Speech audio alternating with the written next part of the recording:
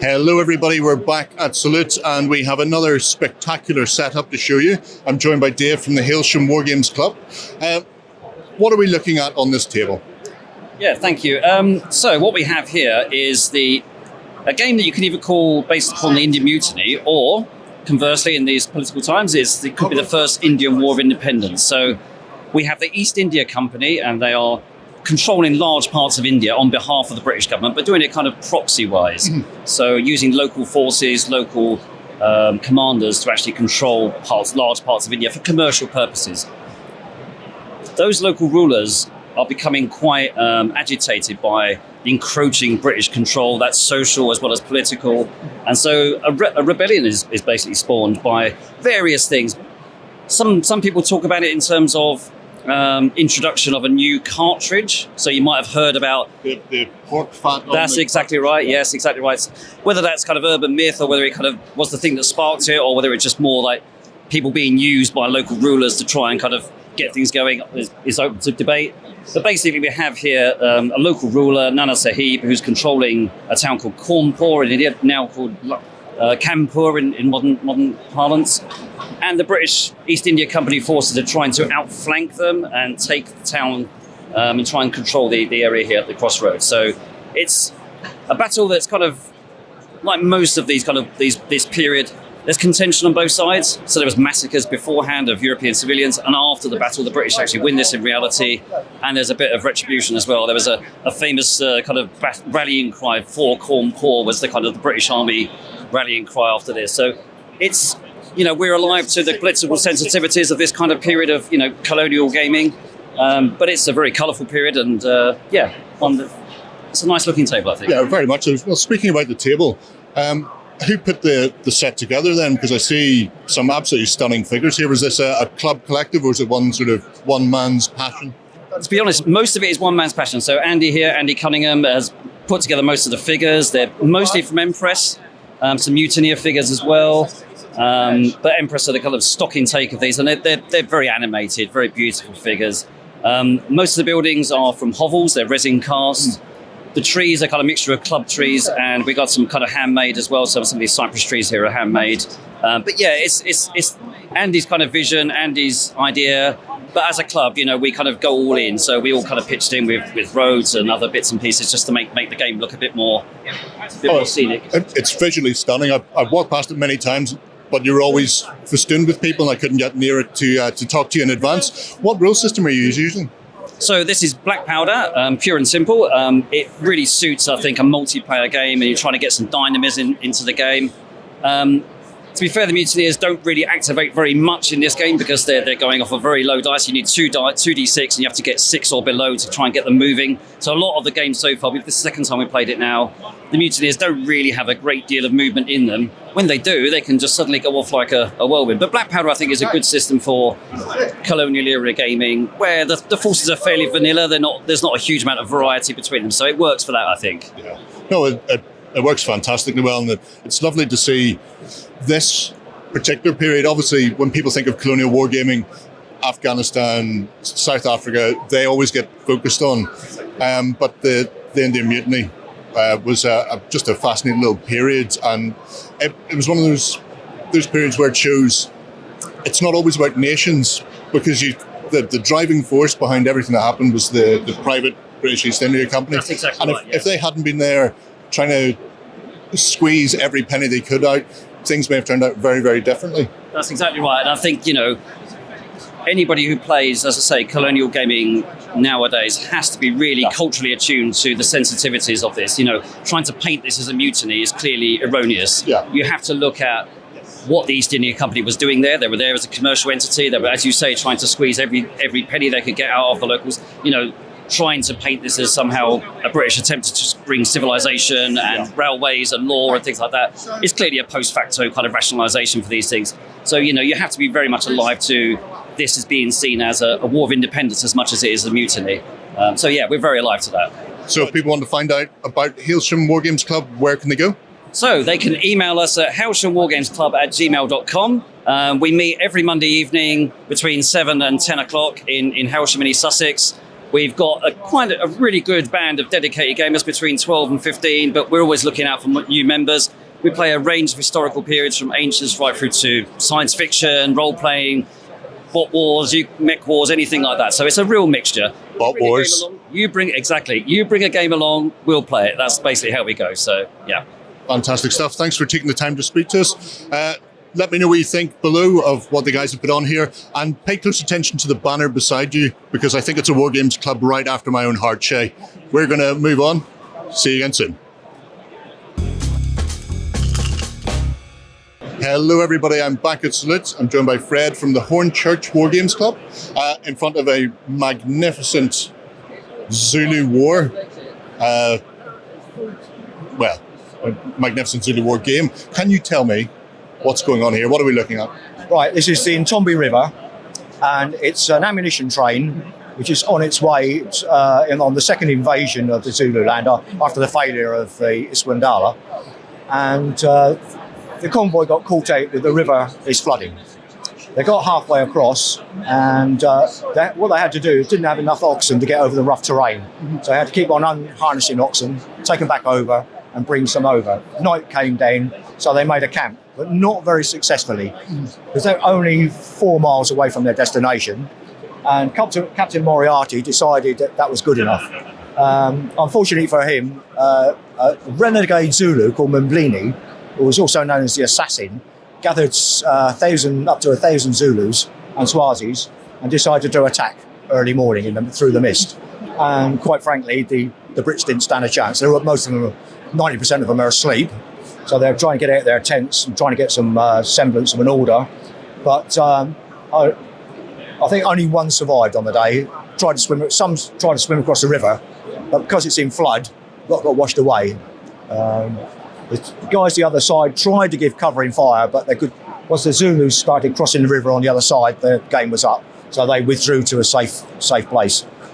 So how long did it take to put this set together then? Was it a club effort, or is it mostly one? Yeah, Colin Fairman there built all the scenery from scratch, and the wagons and the tents. This is back in 2007, when you couldn't actually buy some of this material. Yeah. I painted all the Zulus and most of the Brits. But it's not a one-off, it's gradually built up over time. We used to do Rorke's Drift, and in that one, because there are 5,000 Zulus involved, you recycle. This one's 1-to-1. I've run a Rorke's Drift game myself, and you really have to recycle, because otherwise your life is gone if you're just painting those any next time. What rule system are you using? Well, it's Colin could tell you the rules. They're your rules, aren't they? 2007 we knocked these up though, just to play the game, and they are pretty much exactly the same as 2007. Very, very simple, strange mechanism, but it works great. The Zulus win well. Oh, well, that's what you always want to see when they're coming down the hill. What is it? Thick as grass, black as thunder. Yeah, that's the one. Yeah. So what sort? When we did this game at the Royal Engineers Museum, we had some Zulu princes turned up, and they said, "Oh, you're not doing Rorke's Drift. Which one's this?" We said, "In Ntombi River." And he went, "Oh, which one's that?" I said, "Well, you won this one." He went,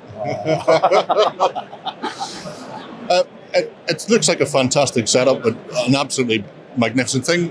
Where can people find out about Wargames or Hornchurch Wargames Club then? We have a little brochure, a little leaflet somewhere. If I the corner there. With our address and that. And sadly, we've lost our website, so there's no connection anymore to our website. But there's a little map. We do Monday nights, basically 7 o'clock till 11. We do everything.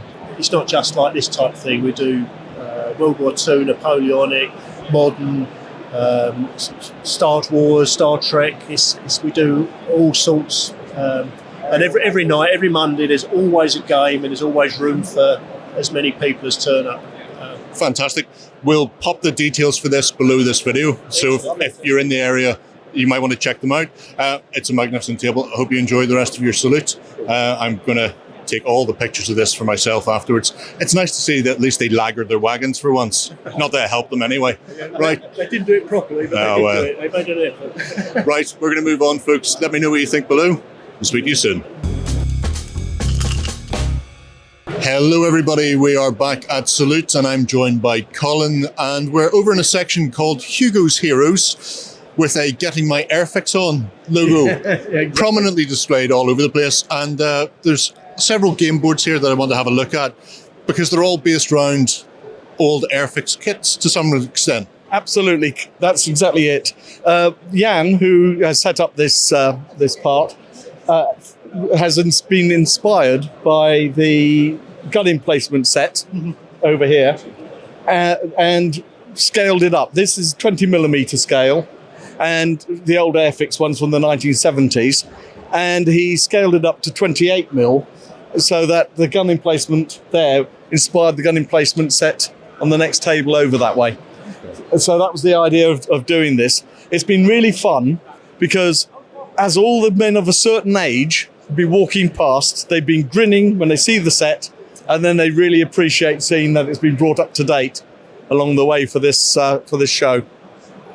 So, did you help out with some of the work on these, or what way is Hugos Heroes sort of developed? Well, basically, I've been supporting a Swedish group who've been coming over here regularly, Loughton, and they're not here this year, but Jan is actually Swedish, and we always put on things for them. So for about 6 years, I've been supporting them along the way. Jan isn't so much a wargamer as a modeler. He loves to actually make do the terrain. Yeah. So we have this terrain here, which is the beach landing. At the next table, when we get down there, is the pontoon bridge.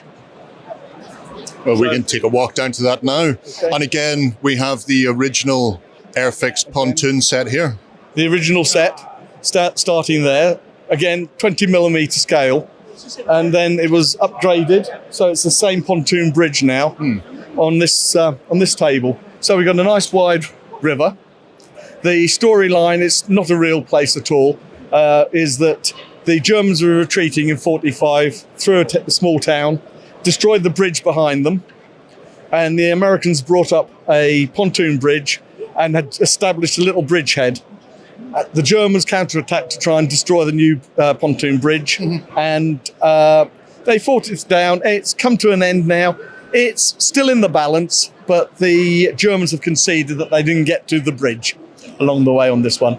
But again, Jan scratch built the bridges and the town itself and all the buildings, and of course we then got the third table which he was involved with. So, and the gaming on both of those tables was bolt action. Yeah. So was it just straight bolt action, no amendments to the game itself? Or? Yeah, not really. A bit minimalist. We didn't want to have delays on reinforcements coming on, so they were just automatically appearing when they were called for to get them into play and keep the game rolling along properly. It's not a competition, it's a demonstration game. So, the last table, and when I say the last table, it's really two tables because I see a little mini version of everything at one end. Exactly. And this is not based on Airfix, but... No, that's right. Now, I know next to nothing about this because I've been involved with the bolt action side, but this is the battle from 1908, Napoleonics. It's Swedish against Russians, and they were fighting, it seems, over in Finland along the way. Yeah. So... Well, on that note, if I bring Jan in here then, so can you tell us a bit about what we're looking at here on this table? It's the end of Swedish rule in Finland. It's the sad end to Finland and Sweden being one country. The Russians marched in, drove the Finnish army up northeast, and this is where the Swedes and the Finns thought that they were going to take a stand and hopefully turn the war around. Didn't happen, but you got because it's a Napoleonic battle in smaller scale. We've been 5,000, 6,000 on either side. We've been able to do every unit that was taking place. So every unit is represented by figures on the board. So that's one thing, and it is correct in terms of topography and sort of specifically for this battle. So yeah, that's Well, this is one of the things, the sculpting of the board itself is absolutely beautiful. How long did this take? over a year. I can't build the whole thing in one go, so I build it in 3 sections that I can actually fit physically into a shed, and then you have to constantly checking that they will fit with the other sections. So I have drawings and profiles and so on, just to keep checking. And at the end, you wait for a day when it's good weather, not too much wind, and you do the scatter and you do the flocking and so on, because you can't do it in sections. You have to do it in one go. Yeah, you don't want to end up with patch lines where you can see the glue joins if you're waiting in between. No, I mean, you can do part of it, but you have to do the final one. You have to do in one go, and that's been hard work with this one, because it's for one show only. I wasn't too concerned about the weight, but I didn't realize that with this amount of topography and this amount of filler, each board is 15-20 kilos. So it's been heavy work to fit it together and testing it. But it's been good. It looks amazing. There's also a little small version at the very far end. Is that the battle recreated? It's exactly the same battle, exactly the same. What we did that, I did that as a starter to see what it would look like, and also it's as a selling tool to sell to other people, saying this is what we could make if we work together. Yeah. Because it isn't. Although I build a landscape, the rest is other people bringing things to the table. My friends make the church. Chad made masses of figures. Andreas made massive figures. Roy made. So it's all a collaborative effort, and it's only today that it's all coming. This all after this, will all be separated again and never played again. So it's scatter again. It'll all be scattered to the wind. So it is only for today, and that's how these things work. Yeah.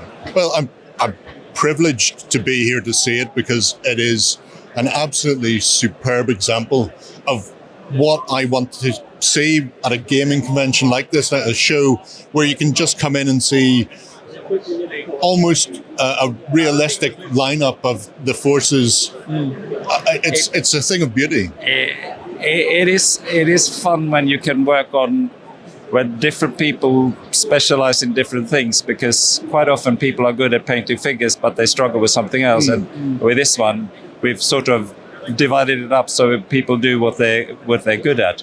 But in terms of the real thing, the scaling of this, when you got figures 28 mil tall and you got a kilometer this way, getting the height right is a real nightmare, because if you do it too high, it's going to look out of proportion. If you do it to scale, it's going to be this high. So it's been a trial and error thing to getting it to look right. But scale is an interesting thing when it comes to wargaming, because you're combining anything from 156 to 1000, and it's a mystery, isn't it? And also you have this.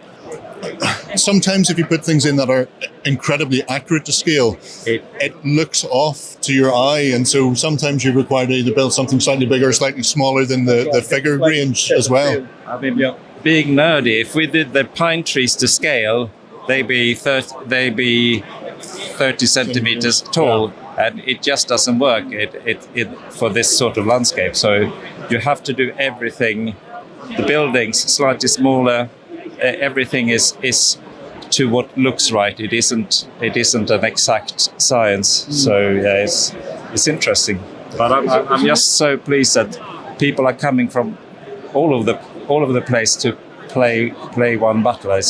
And Colin's been here every year. He's always helping. So it's just wonderful to get people to help you. Well, there you go. It's been an absolute privilege to talk to both of you gentlemen. Let us know what you think below about what Hugos Heroes have done here, and the magnificent terrain that has been assembled by these fine people. We'll be back soon with more Salute. Hello everybody, I'm back at Salute and I'm joined by Alex. Hi. Overlooking London Bridge. Indeed. So this is the London Wargames Guild. It is indeed, yeah. Who are you and what are you all about? So we're based in Covent Garden, Seven Dials Club. We believe we're the country's largest wargaming guild. We've got about 3,000 to 4,000 members, meeting twice a week, Monday and Tuesday. Predominantly Games Workshop stuff, but a mix of historicals and all sorts. A lot of blood. I think the most popular stuff is 40k, Blood Bowl, D&D, and then historicals in fourth place.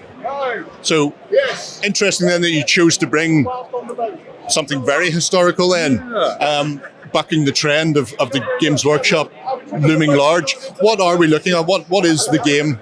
So the game's a homebrew. It's made by one of our members. It's a combo of dice and cards. Effectively, you pick one of 20 gangs, and we've got everything from the Puritans to witches to the Spanish Inquisition, some lovely Dutch spies, and all sorts in between. But as London's Wargaming Guild, as we like to think of ourselves as, we always like to make a point at Salute of having a London-themed event. So last year we bought a 1930s water tanker game with Tower Bridge. Yeah. And so this year we've gone a little bit further back in time and gone for Civil War era.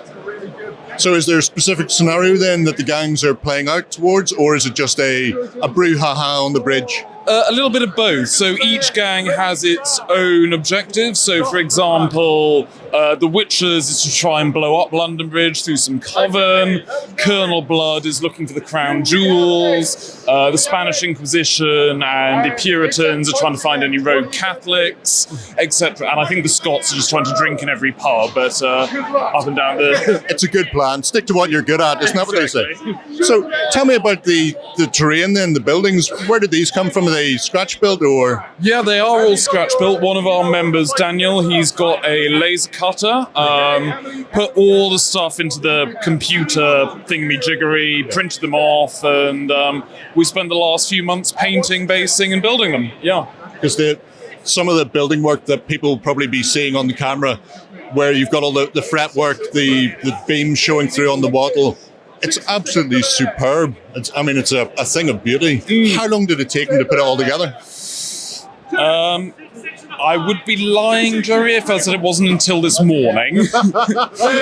We literally finished the last basing on those houses over there at about 9 o'clock. So call it probably 2 weeks altogether, not including build time. But it's still a remarkable achievement, and it wouldn't be a Salute game if somebody wasn't having to come in and flock or build or paint something at the last minute anyway. So if people are looking to find out more about the London Guild, then where can they find you? So we predominantly do our initial interaction through Facebook. We do have an Instagram as well, and then we do all our admin through Meetup. But Facebook is the best way to get in contact with us. Well, if people want to see some spectacular looking scenery, if you're here at Salute, then I imagine you'll find your way to the bridge. But if not, then definitely check them out on Facebook and see what the Wargames Guild of London have to offer for you. Hello everybody, we are back at Salute again and in front of a magnificent Mordheim table. I'm joined by Andy from Loughton Strike Club. Strike Force, I beg your pardon. And I believe you are responsible for what we are seeing in front of us, which is fairly impressive. Thank you. I don't take all the credit because I've made most of the flat boards, but my colleagues Martin and Gerry did what we call the Sphincter Mountain, with the meteor in it. So, but I had my little part in the painting of that too. So I've been told this was an ongoing effort for a number of years, putting some of your tiles together. How long have you been sort of putting this together, and is this everything that we're seeing here, or is there more squirreled away? Basically I started this in the 90s when Mordheim first came out. I was a keen Warhammer player with my son, and I just like playing it anyway. I just love fantasy models. And then the Mordheim came along, and I bought a set. and I assembled the cardboard buildings that came with the set, and I mounted those on very thin hardboard, and I found after a time the hardboard warped, so I then had to screw the hardboard down onto slightly thicker chipboard, which I did, and I made a range of tiles which were modular. I thought I'd make them modular using roadways which all matched up and so on. Then I got tired with that because I thought the buildings weren't quite right. So then I ripped it all up and then made them out of the 5mm plastic foam board. That's right. Yeah, foam board. That's right. And I thought that gave a better feel and thickness to the buildings. Better rigidity as well. Yes. So are all of the buildings then scratch built, or have you? I see some very Mordheim-esque cardboard pieces there, or at least the plastic bits. You'll notice that particular building, the pub, is actually modelled on the Mordheim model that came in the box, and there are one or two others of the same, but they are all scratch built. Yeah, I just used the same styles. And so for this particular game, then, is there a specific scenario, or how have you set up for Salute? This is a particular one-off for the Salute, just to make an impact. The mountain is one-off. Although we have play tested it in the club, and it play tests very well going up the stairs and the road. So it is playable. But generally in the club we play on the flat board. The harbour I made again specifically for Salute. But again, we can play on the harbour quite happily, and it's actually very playable. And that joins up. If you notice, there are sewers, sewer system which join up with the other sewers on the centre of the board. And I do have other boards at home. You asked, do I have others? Yes, I do. This is only half of it. Only half of it. Yeah. I mean, the nice thing about Mordheim is it is a city. You could map it, you could set it out, but having the modularity of the tiles allows you to kind of play in various sections or areas around Mordheim. Have you ever thought about having a big map laid out to see exactly where it's going? No. All I know is that from the modularity, there are trillions of options if you rotate everything four ways and put it in different orders. The order of magnitude is phenomenal. We've never really got round to trying to map out Mordheim per se. But we have had a campaign going at the club, and it doesn't really follow a necessary pattern. We just put the boards out, chuck them on, and away we go. As simple as that. Yeah. So if people want to find out more about your club, do you just meet regularly in certain places? Yeah, we meet regularly on a Wednesday evening at Loughton Club in Loughton, in the central Loughton. We do have a website, Loughton Strike Force. I don't know what the rest of it is. It's just Loughton Strike Force. If you just Google that, it'll come up.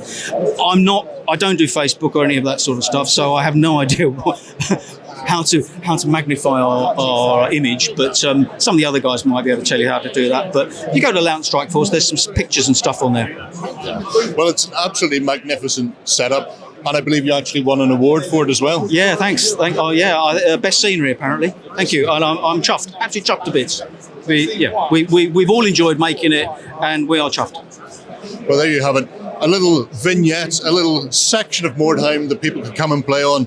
And everywhere I look, there's just another little detail, whether it's a tiny piece of cliffwork or the LED lit up piece of warpstone comet in the middle of the mountain. Have you found the Banksies? No, I haven't, but I will send Shay to go and find them as soon as we finish filming here, and they'll be cut into this interview seamlessly. Right. We're going to move on and see what else there is to see in Salute. Cheers. Take care. Go ahead and check out our other content on screen now. And while you're at it, why not hit subscribe and remember to ding our dong.